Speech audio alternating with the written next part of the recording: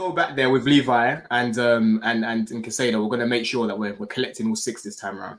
That's what I'm going to say to Brighton fans. Any Brighton fans watching, we're coming for you next season, man.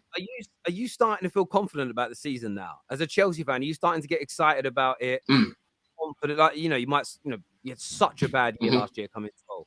Because every time I hear you talk, Don, and I like it. I like the confidence. You seem sort of unfazed, like it's Chelsea back to normal next year.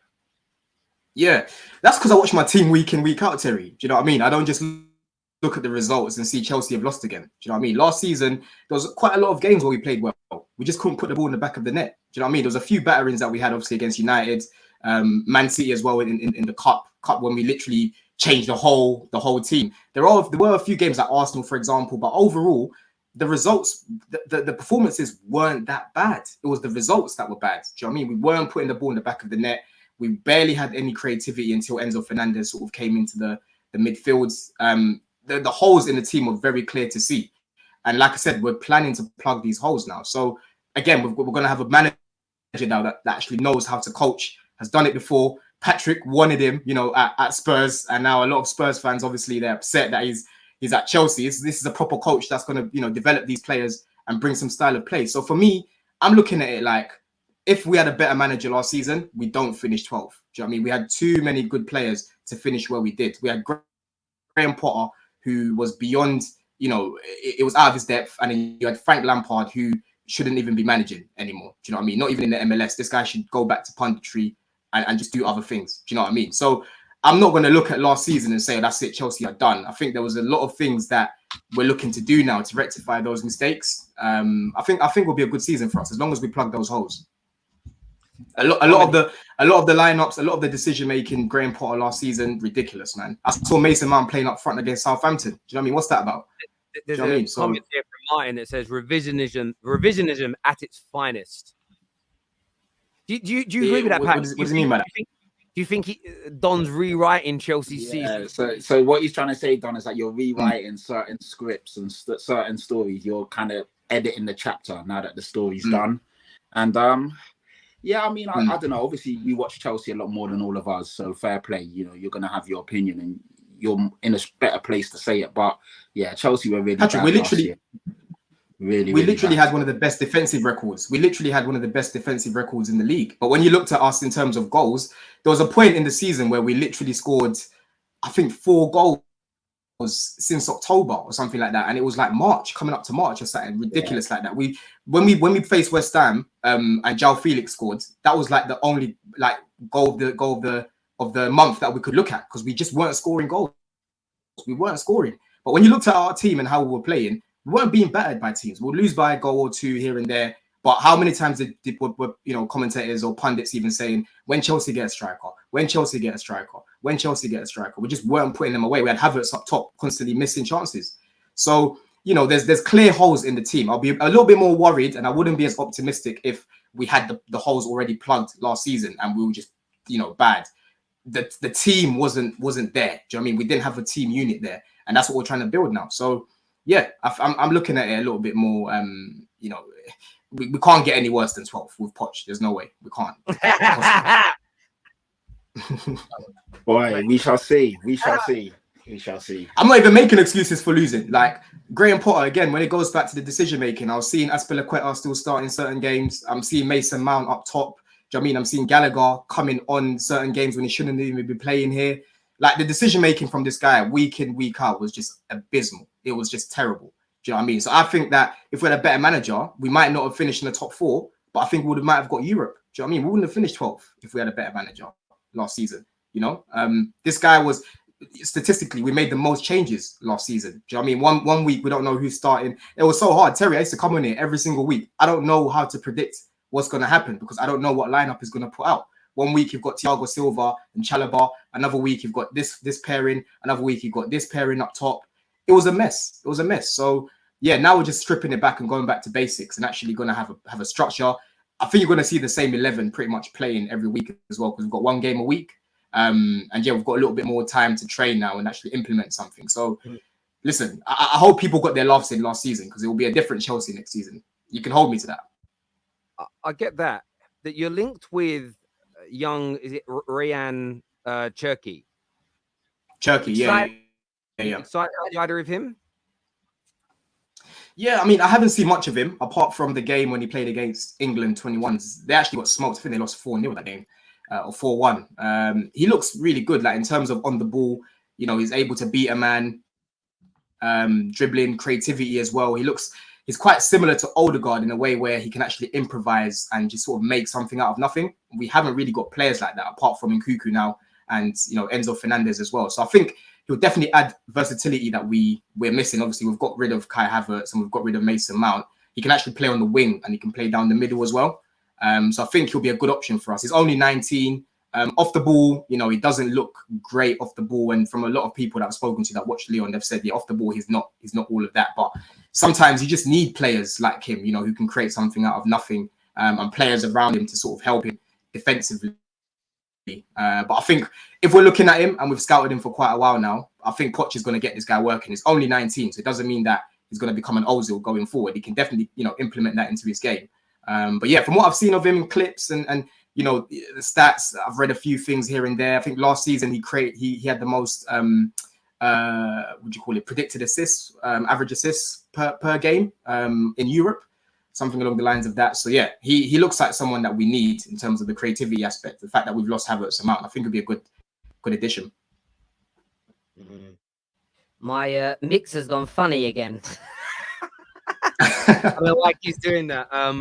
Yeah, no, I get where this is how broken it is. I have to hold the power button and it stops it from doing it when it's on the power button. But yeah, it's going to be interesting to see how Nobbins, how do you feel Chelsea will do next year? Oh gosh. I do not know. End of answer. No. Yeah, I expect them to challenge for the top four. I don't expect them to be in a title race yet. I think that would be too optimistic. I think they will need at least a season for Poch to get to know his players, for all the new players even from last season to amalgamate and get to know each other and how they play. You know, this isn't FIFA or FM where you can just throw in a bunch of players and expect them to work. We saw that last season. So I think that the absolute best they can hope for is probably fourth. I still think I don't know enough about this Jackson signing. If he's good enough, great. But I'm surprised they didn't go for someone a little bit more known with a higher profile. As I say, I'm willing to be proven wrong on that.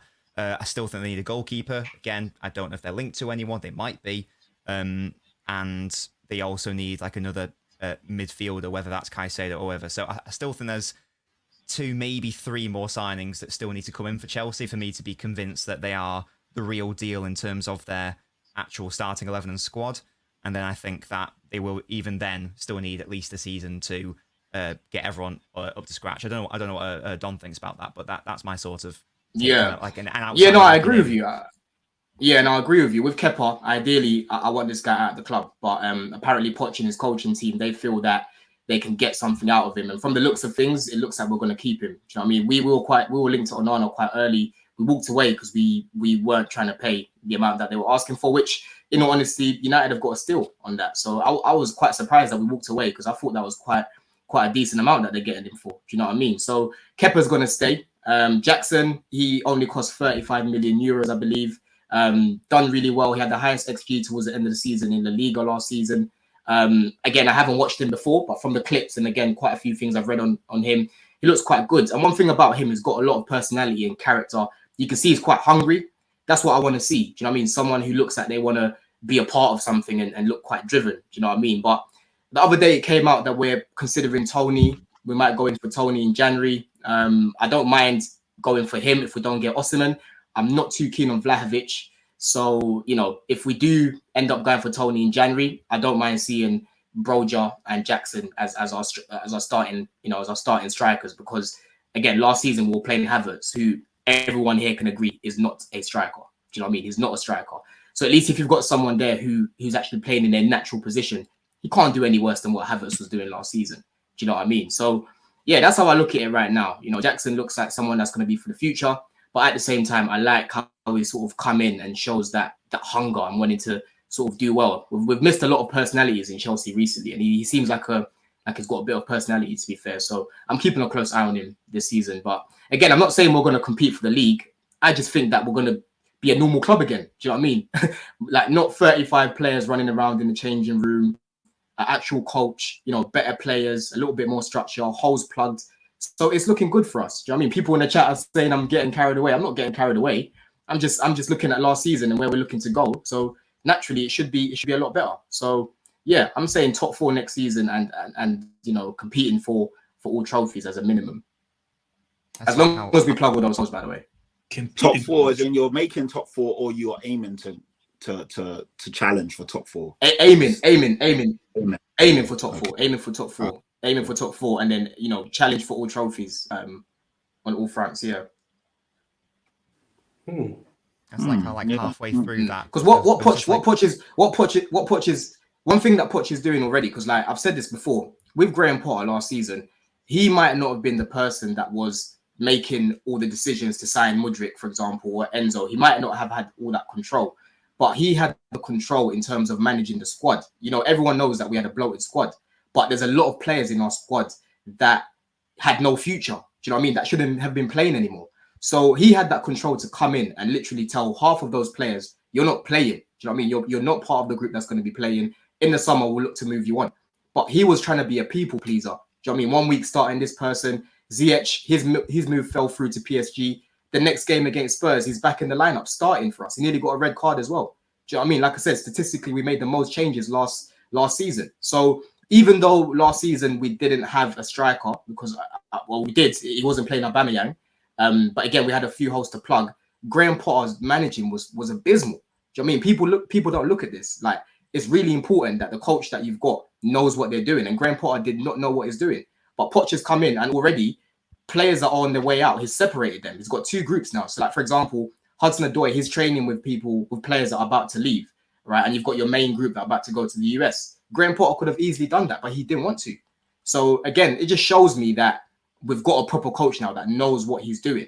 Because these are the things that I was saying Graham Potter should have done last season. I rated him at Brighton, but I was really, really disappointed with how he was moving because he was moving like a novice. I was here after every match reaction talking about this guy's decision-making, talking about this guy's lineups, talking about him, you know, on the sideline. I was at the last game against Villa with Jem, and I was watching him. Do you know what I mean? Unai Emery's there on the side, making sure that everyone understands what they're doing, showing a bit of energy. Graham Potter's just there stroking his chin. Do you know what I mean? Talking to that assistant. Do you know what I mean? Maybe they were speaking about what they were going to do in the evening. I don't know. Do you know what I mean? They weren't serious people.